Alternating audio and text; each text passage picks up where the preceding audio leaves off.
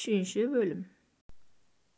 Ажалдан аман қалған бала еш жиып, жеміс жеп әлденген соң, айнала жүгіріп, тіршілік қамына кіріскен екен. Жапырақ жамылып, шөп төсеніп, жеміс жеп, күн өткізіп жүрген жігіт күндердің бірінде зәулім бәйтеректің ұшар басында самұрық ұясында отырған қызды көреді екен. Жігіт сөйлесейін десе, қыз адам тілін білмейді, самұрықша тіл қатады. Күндер өте келе бұл екеуі үйірлесіп, бірте-бірте өзара оқса алатында болады. Әбден бойы үйренген жігіт камалатқа толған қызды: «Сен де мен де адамзаттың баласымыз. Сен бұл жерге қалай келіп қалғансың? Көңіл көтеріп ойнап күлейік, жерге түс», деп икеміне көндіреді. Жігіттің сөзіне иланған қыз: «Мен құс сияқты ұша алмаймын, ағаш басынан қайтып түсемін», деп жігіттен ақыл сұрайды. Сонда жігіт: «Сен түнде самұрықтың қанаты астында жатқанда әлденеше рет шошып оян». Сонда самұрық: «Балам, саған не болды?» деп сұрайды.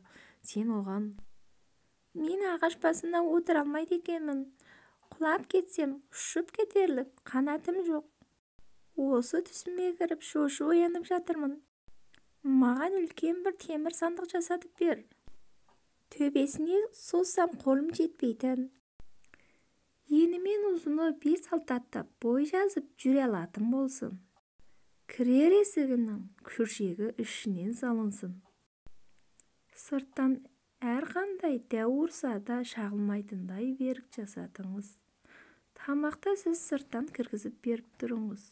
Мен сол сандықта жерде тұрайын деп амал үйретіпті. Жігіттің айтқанындай істеп, қыз самұрықты көндіріп, арада бірнеше күн өткен соң жерге түсіп, самұрық жасатқан үлкен сандықтың ішінде тұра бастапты. Жігітке әбден үйірлескен қыз ішінен кілтпен ашылатын сандықты ашып, жігітті кіргізіп алып, емін-еркін ойнап күліп тамаша өткізіпті. Самұрық сырттан тамақ кіргізіп беріп, екеуін қосып баға беріпті. Сөйтіп жүргенде қыз жүкті болып ай күні толған екен.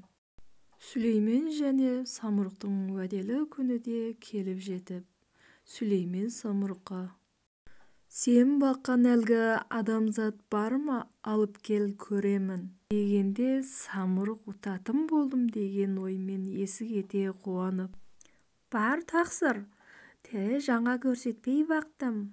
Сіздің болжағаныңыздай болмайды. Енді уәде бойынша алтын тағыңыз бен тәжіңізді бересіз ғой», деп күлімдепті. «Мақұл, сөзіңе мал маңырайды. Айтылған серт, атылған оқ, айтқаныңдай болса, тәжім де тағым да сенікі. Қызды алып кел», деп Сүлеймен сертіне опа қылатындығын сарай қызметкерлері алдында қайталай білдіріпті. Көңілі қуанышқа толған самұрық сандық ішінде босанған қызға әбігер болып жатқан жігітті қызбен қоса алып ұшып сарайға жеткізіп: «Міне балам нәресте күйінде», деп сандықты көрсетіп: «Сандықты аш», деп ішіндегі қызға айғайлапты. Ұятты болып отырған қыз сандықты аша қоймапты. Мұны көрген Сүлеймен сандыққа таяп келіп: «Балам, ұялма, әуелде солай болатын, сандықты аш», деп дыбыс берген соң, қыз сандықты іштен ашып жібергенде салаң етіп 3 адам шыға келіпті. Тәтті қиялы селге кеткен самұрық өлімнен қорқып адамзат арасынан қаша жөнеліпті.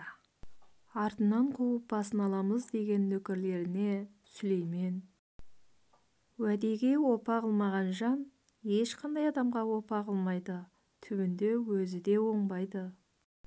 Адамзат арасынан безсе бара берсін, қумаңдар», деп тоқтау айтыпты.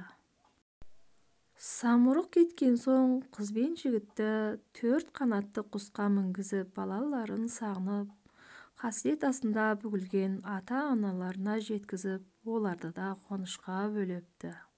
Қыз бен жігіт өз мекендерінде бақытты өмір өткізіпті. Уәдесіне опа қылмаған самұрық Сүлейменнің кәрінен шошып осыдан бастап адамзат арасынан бір жола кеткен екен.